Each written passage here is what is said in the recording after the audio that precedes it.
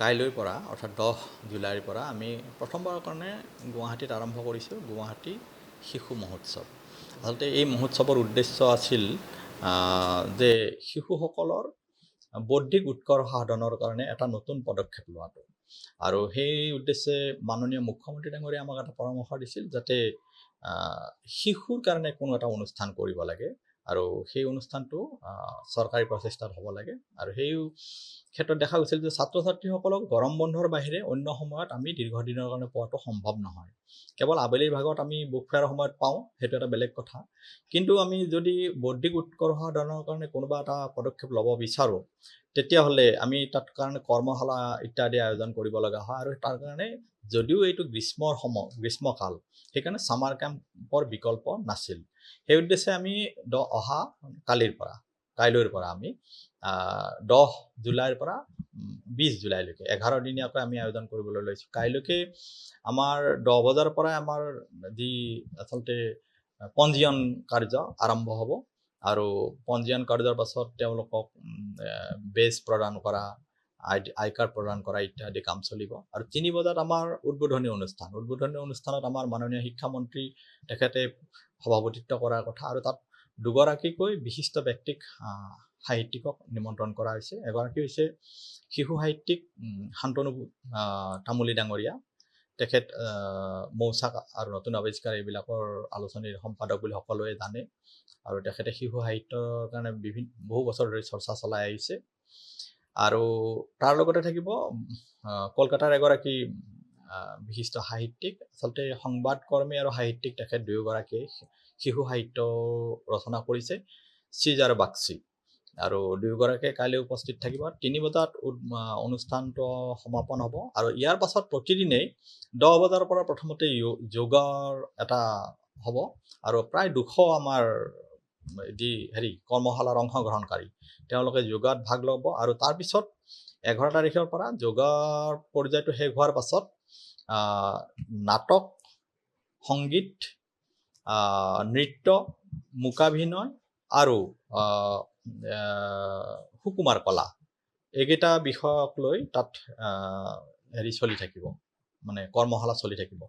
আৰু আমি এই ক্ষেত্ৰত প্ৰত্যেকটা বিষয়ৰে আমি একগৰাকীকৈ সমল ব্যক্তি আমি আমন্ত্ৰণ কৰিছোঁ। নাটকৰ ক্ষেত্ৰত ৰবিদিতা গগৈ সমল ব্যক্তি হিচাপে থাকিব, সংগীতৰ ক্ষেত্ৰত তৰালী শৰ্মা, আৰু মূকাভিনয়ৰ ক্ষেত্ৰত মইনুল হক, আৰু ঠিক তেনেদৰে আৰু এটা বিষয় থাকিল মূকাভিনয় নৃত্যত যি কমলনাথক আমি তাৰ কাৰণে সমল ব্যক্তি হিচাপে আমন্ত্ৰণ কৰিছোঁ। আৰু এই প্ৰক্ৰিয়াটো প্ৰতিদিনে চলিব। ঠিক 11 বজাৰ পৰা আৰম্ভ হ'ব, মাজতে ভোজন বিৰতি। আমি যিবিলাক অংশগ্ৰহণকাৰী তেওঁলোকৰ পৰা আমি এটা নামমাত্ৰ মাচুল ৰাখিছোঁ 100 টকা, কিন্তু আমি দুপৰীয়াৰ আহাৰ তেওঁলোকক আমি প্ৰদান কৰিম, বিশেষকৈ প্ৰশিক্ষাৰ্থীসকলক আমি বিনামূলীয়াকৈ প্ৰদান কৰিম। সেইটো ব্যৱস্থা আমাৰ ফালৰ পৰা কৰা হ'ব। আৰু এই যিটো দুপৰীয়া 1:30 বজাত আমাৰ ভোজন প্ৰক্ৰিয়াৰ পাছত আমি 3:30 বজালৈকে এই কৰ্মশালাৰ কাম চলিব। আৰু 3:30 বজাত আমি এটা খুব 20 মিনিটমানৰ এটা ভাষণ, সেইটো প্ৰতিটো ক্ষেত্ৰৰে একোগৰাকী বিশিষ্ট ব্যক্তি, কোনোজনে ধৰি লওক এদিন আহি আমাক পাৰিপাৰ্শ্বিকতাৰ বিষয়ে এটা ভাষণ দিব শিশুখিনিৰ আগত, কোনোবাজনে কেনেকুৱাকৈ আমাৰ সাঁচিপাতবিলাক সংৰক্ষণ কৰা হয় তাৰে বিষয়ে বুজাব। এনেকুৱাকৈ প্ৰতিদিনে একোগৰাকীয়ে 20 মিনিটৰ এটা বক্তব্য ৰাখিব। আৰু এইসকলৰ সৈতে মিলি যাতে নতুন এটা জ্ঞান লাভ কৰে এই ব্যৱস্থাটো কৰা হ'ব। তাৰপিছত 4 বজাৰ পৰা আমি দেশী বিদেশী চিনেমা শিশুৰ কাৰণে এই ব্যৱস্থা কৰা হ'ব। এই চিনেমাবিলাক ছুটি চিনেমা, আধা ঘণ্টা 20 মিনিট এনেকুৱা চিনেমা প্ৰতিদিনাই থাকিব। তাত ৰুছ, ইউক্ৰেইন আৰু ভাৰত এনেকুৱাকৈ বেলেগ বেলেগ দেশৰ, ইৰাণ এনেকুৱাকৈ দেশৰ ছবি আমি প্ৰদৰ্শন কৰাম। আৰু তাৰপাছত 4:30 বজাৰ পৰা আমাৰ স্কুলবিলাকৰ যি ছাত্ৰ ছাত্ৰী, সেই ছাত্ৰ ছাত্ৰীবিলাকে ইয়াতে সাংস্কৃতিক অনুষ্ঠান কৰিব। ইয়াৰ বাহিৰে প্ৰতিদিনে এই ধৰণে চলি থাকিব, এইটো 18 তাৰিখলৈকে। শেষৰ দিনা 20 তাৰিখে ৰাতিপুৱা 9:30 বজাৰ পৰা 3টা পৰ্যায়ত হ'ব চিত্ৰাংকন প্ৰতিযোগিতা। আৰু এই চিত্ৰাংকন প্ৰতিযোগিতা মানে ছাত্ৰ ছাত্ৰীৰ ভাগ অনুযায়ী 3টা পৰ্যায়ত হ'ব, 3টা শাখাত। আৰু 11 বজাৰ পৰা চলিব কবিতা আবৃত্তিৰ প্ৰতিযোগিতা। তাৰ পাছত দুপৰীয়াৰ আহাৰৰ পাছত আমি সামৰণি অনুষ্ঠানটো 3 বজাত কৰিম। আৰু সামৰণি অনুষ্ঠানৰ লগে লগেই যিসকল প্ৰশিক্ষাৰ্থী এইকেইদিন ভাগ ল'লে তেওঁলোকৰ পাৰফৰ্মেঞ্চ, তেওঁলোকৰ সাংস্কৃতিক মানে কি শিকিলে তাৰ প্ৰদৰ্শন হ'ব। আৰু এনেকুৱা আকৰ্ষণীয় অনুষ্ঠানেৰে 20 তাৰিখে সমাপন হ'ব।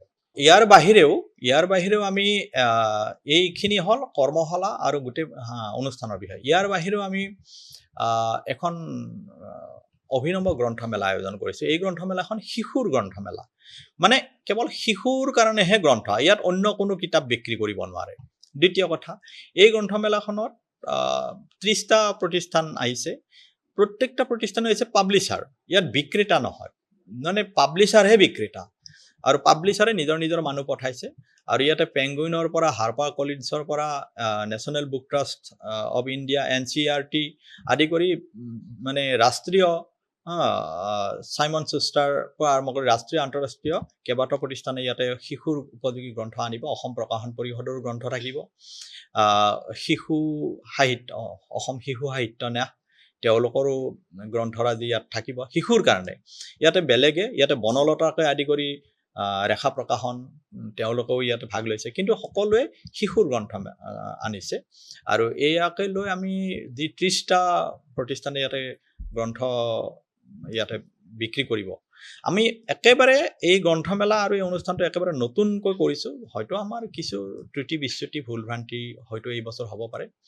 পৰৱৰ্তী প্ৰত্যেক বছৰতে এই বছৰৰ সফলতাৰ ওপৰত ভিত্তি কৰি আমি কৰিম। আৰু এই বছৰৰ ভুল ভ্ৰান্তিখিনি আমি বুজি লৈ, যিহেতু নতুনকৈ কৰিছোঁ, যি ত্ৰুটি বিচ্যুতি হয় সেইখিনি বুজিলে পৰৱৰ্তী সময়ত শুধৰাবলৈকে যত্ন কৰিম। যিকোনো খবৰৰ বাবে যোগাযোগ কৰক 7099017330 লগতে 7099017110 নম্বৰত।